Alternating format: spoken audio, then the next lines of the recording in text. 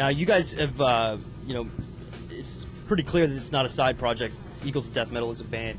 And I wondered, like, tonight when Josh Homme isn't around, does that get frustrating? Or, I mean, because it's a rotating door of musicians, right? Well, so it's like a firm door of musicians, but there's like 40 of us. Yeah. You know, because Eagles of Death Metal, I've created it to be like the special forces of rock and roll, you know? The only way I'm ever going to get out of his shadow is if he ain't standing in my sun anyway. So when he lets me play with his band, I guess I'll let him play with mine. No, I'm just kidding. I wish he could be here all the time, but he's the captain of our gang, which means he's a bit busier than all the rest of us. You know, right now he's producing the Arctic Monkeys' new album, and Spinneret's getting ready to go out on the road, so he's got his hands full being a full-time daddy, watching the baby, you know, and he's the sweetest and best friend anybody could ever have. For him to make it as easy and as possible for this band to exist without him physically being present is a huge demonstration of the quality of the man, you know? Totally. Now, you guys have, I mean, you guys have known each other for a long time, right? 25 years. Yeah, that's a while. That's a pretty long time, right? Yeah, and I was reading, I mean, I'm not too sure if this is true or not, but that he sort of was, monumental in making your turn to rock and roll as opposed to sort of an intellectual lifestyle. Beyond monumental, man. I was going through an ugly divorce, and I was worrying my mother, so she called Josh, and he came to check on me, and he drove me in my mother's car to Hollywood after he heard 2 songs, and here I am.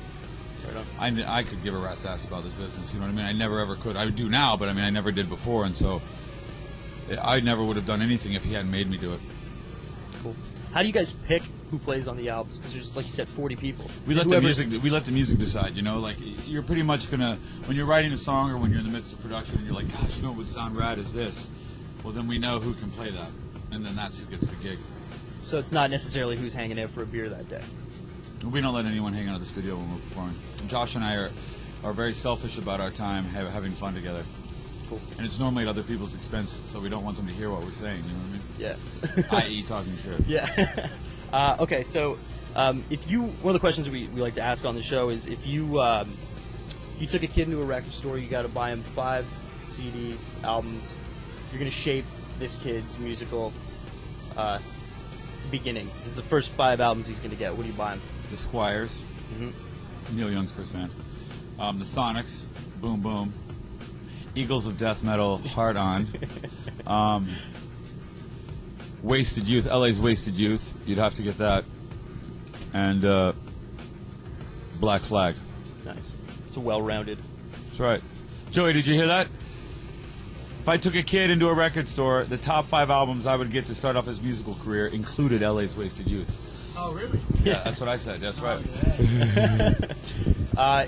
What's new right now that you're really liking? See, that's the drummer from LA's Wasted Youth. Oh, is it? That's the drummer from Danzig for 6 years. It's like this, I always feel like the Eagles of Death Metal is a super group because literally, without anyone knowing it, I've got some of the greatest and best musicians in the band, you know? Well, I mean, there's tons of people. I mean, Brody's on the album. You got Cat Von D. Dave Grohl's played with you guys. Cat Von D. We've had Jack Black in and out of the studio, you know what I mean? Like, yeah. Again, you'd think we'd try to get Jack Black again on the 3rd album, but he was such a busy man, and the music was calling for others more than it was calling for him, I guess. You know? How do you know all these musicians? Birds of a feather flock together. And Hollywood is a small town. It really is, man. And pretty soon all circles rub up against one another. Yeah. Especially the rub part, you know what I mean? Yeah. It's a very sexy town. Fair enough. What's new that you really like? The Day. I like Sunshine. And I'm just You mean new music? Yeah. I love Britney Spears' new album. Are you serious? Dude, are you kidding? That's some amazing pop music. Give Me More is awesome.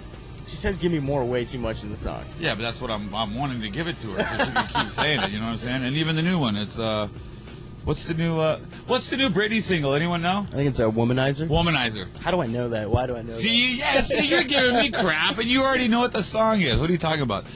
See, to me, music is good for a lot of different reasons. Sometimes it's the integrity of the artist, or it's the bullshit politics that they espouse, or it's how part of an amazing team they are. And Britney's part of an amazing team, and she's never said anything other than that. You know, her production, her songwriting, everything is coming from different people, and it's amazing to see it all together and it work out. Cool. I won't look at that anymore. What about rock-wise? Anything rock-wise?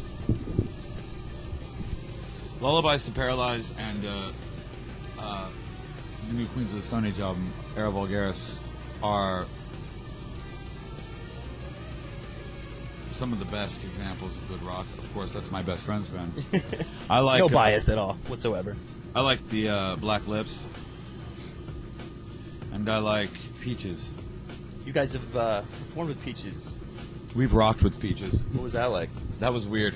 Yeah?